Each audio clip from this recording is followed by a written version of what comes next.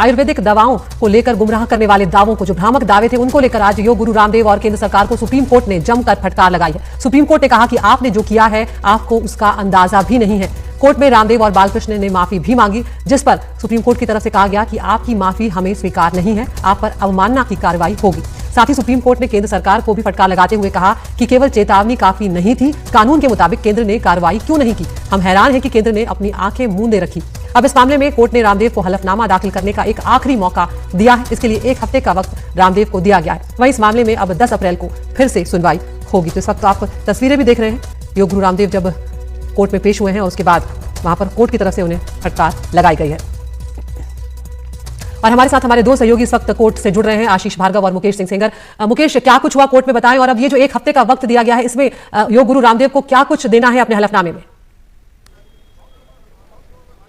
देखिए, जो supreme court है उसने बाबा रामदेव और आचार्य बालकृष्ण को कड़ी फटकार लगाई है। कोर्ट में क्या कुछ हुआ है इस पर बात करने के लिए मेरे सहयोगी आशीष भार्गव है, जो कोर्ट रूम के अंदर थे। आशीष, कड़ी फटकार लगाई बाबा रामदेव को? जी बिल्कुल, देखिए, जो रामदेव और बालकृष्ण पहले सुप्रीम कोर्ट के कहने के बावजूद वो विज्ञापन देते रहे, प्रेस कॉन्फ्रेंस की, फिर जब सुप्रीम कोर्ट ने नोटिस जारी किया तो जवाब दाखिल नहीं किए, तो आखिरकार सुप्रीम कोर्ट ने अपनी ताकत का इस्तेमाल किया जो संविधान ने उनको दी है, और उसके बाद दोनों को पेश होने के आदेश दिए। आज दोनों 10:30 बजे ये केस था, लेकिन 9:15 बजे वो कोर्ट रूम में आ गए थे। दोनों पीछे बैठे थे। सुप्रीम कोर्ट ने पहले उन्हें बैठने के लिए कहा, लेकिन बैठते ही सुप्रीम कोर्ट ने ये बताना शुरू किया कि कैसे वो देश की सबसे बड़ी अदालत जो है उसके आदेशों की अवहेलना कर रहे हैं, कैसे वो कानून की महिमा को मानने से इंकार कर रहे हैं, कैसे वो ये सुप्रीम कोर्ट के आदेशों को नजरअंदाज करके हल्के में लेकर ये संदेश देने की कोशिश कर रहे हैं कि देश की सबसे बड़ी अदालत जो है वो उसको भी, उसके आदेशों का भी वो पालन नहीं करेंगे। जस्टिस सीमा कोहली और जस्टिस एहसानुद्दीन अमानुल्लाह ने करीब 1.5 घंटे तक इतनी कड़ी नाराजगी जताई दोनों को लेकर। उनको ये भी कहा कि आप कानून से ऊपर नहीं हैं, कानून की महिमा सबसे ऊपर है, आपको न सिर्फ सुप्रीम कोर्ट बल्कि देश की हर अदालत के कानून का पालन करना होगा। जो हलफनामा बालकृष्ण ने दाखिल किया था उस पर भी सवाल उठाया कि ये किस तरह का हलफनामा है, ये माफीनामा नहीं, हम इसे नहीं मानते। रामदेव के लिए भी कहा कि आपने जवाब दाखिल नहीं किया, आपने हलफनामा दाखिल नहीं किया, आपने किस तरीके से कानून का लगातार उल्लंघन किया है। ये तमाम चीज़ें हुई। जो हलफनामा दाखिल हुआ उसमें जो फैक्ट्स थे, जो जानकारियां थी, वो भी गलत थी। जी देखिए, जो हलफनामा दाखिल हुआ था वो बालकृष्ण ने किया था और एक संक्षिप्त हलफनामा था, और उसमें कहा था कि उन्हें माफी है, वो कानून की इज्जत करते हैं, अदालत का सम्मान करते हैं। उसके बाद अपीयरेंस के लिए एक हलफनामा दाखिल हुआ था, उसमें सुप्रीम कोर्ट ने कहा कि इस हलफनामे में ये कहा गया कि एनेक्चर लगाए गए हैं, लेकिन वो कागजात उसमें नहीं लगाए गए थे जो अगले दिन लगाए गए। तो एक तरीके से ये परजुरी का मामला है, या कि झूठा शपथ पत्र आपने दाखिल किया है, हम वो भी एक मामला चलाएंगे। तो जो आज की जो सुनवाई थी, अभी सुप्रीम कोर्ट ने 1 हफ्ता और दे दिया है कि दोनों को कि वो सही तरीके का हलफनामा दाखिल करें। यानी आपको माफी मांगनी है तो ढंग से मांगिए, आपने कानून का उल्लंघन किया है तो उसके लिए आप स्पष्ट जवाब दीजिए। और केंद्र सरकार को कहा है कि जो कोविड के समय से, उसके बाद से जो एक्शन हुए हैं, उत्तराखंड सरकार ने क्या किया जब उनको शो को नोटिस भेजा गया था 2022 में, उस पर क्या हुआ, ये तमाम एक्शन टेकन रिपोर्ट एक यहाँ पर दाखिल होगी। आशीष, जब ये सुनवाई हो रही थी और लगातार जो कोर्ट में फटकार लगा रहा था बाबा रामदेव का, बाबा रामदेव और आचार्य बालकृष्ण का कोर्ट रूम के अंदर क्या रुख था, वो क्या उन्होंने क्या माफी मांगी, क्या हुआ? जी देखिए, वो लगातार वो पहले पीछे बैठे थे, दर्शक दीर्घा जो अंदर होती है कोर्ट में, वहाँ पर वो बैठे थे। सुप्रीम कोर्ट ने खुद कहा था कि वो बैठ जाएं क्योंकि वो खड़े थे। उसके बाद जब सुनवाई शुरू हुई और दोनों जज जो हैं वो लगातार फटकार लगा रहे थे, उनके कंडक्ट पर सवाल उठा रहे थे।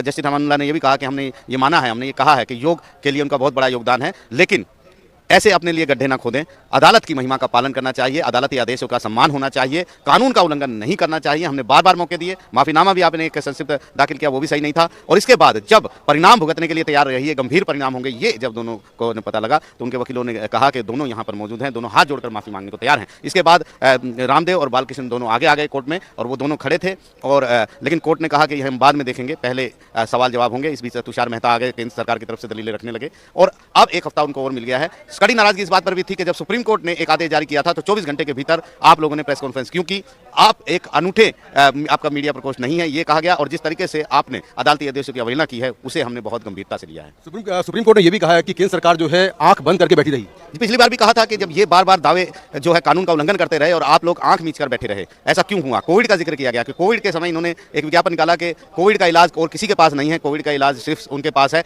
और ऐसे में आपने उनके ऊपर कोई कार्रवाई नहीं की, शो को नोटिस हुआ, कोई कार्रवाई नहीं हुई। क्या राज्यों के खिलाफ भी कार्रवाई हो?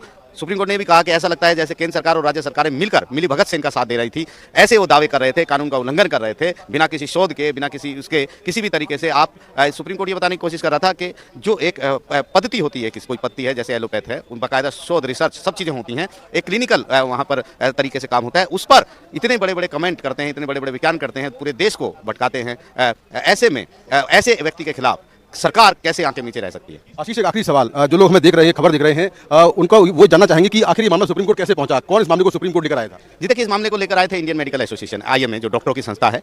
उनका ये कहना था कि ये जो है ये भ्रामक विज्ञापन दे रहे हैं, जनता में भ्रम पैदा कर रहे हैं। भ्रम इसलिए पैदा कर रहे हैं कि ये एलोपैथी कह रहे हैं कि ये केमिकल यूज़ करते हैं, इनके पास इलाज नहीं है, लेकिन हमारे पास जड़ से बीमारी को मिटाने के इलाज हैं। शुगर, डायबिटीज़, ब्लड प्रेशर जैसी बीमारियों की बात, थायराइड जैसी बीमारियों की बात की गई थी। कोविड में भी काफ़ी हंगामा हुआ था जब उन्होंने दावा किया था कि उन्होंने कोविड की दवा ढूंढ ली है। तो उसको लेकर सुप्रीम कोर्ट ने पहले बहुत बड़ी फटकार लगाई थी, उनको नोटिस जारी किए थे।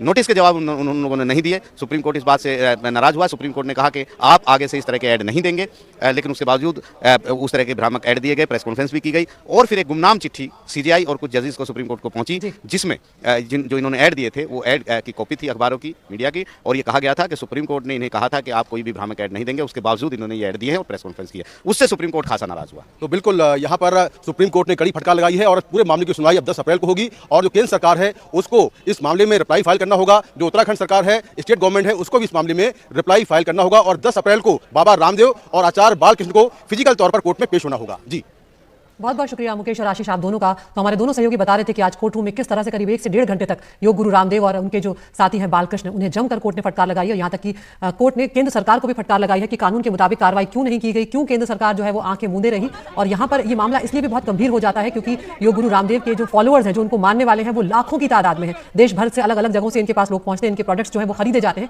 ऐसे में अपनी आयुर्वेदिक दवाइयों को लेकर जिस तरह का भ्रामक प्रचार इन्होंने किया, उसको लेकर सुप्रीम कोर्ट ने ये नाराजगी जाहिर की है और सीधे तौर पर कहा है कि अवमानना का मामला बनता है।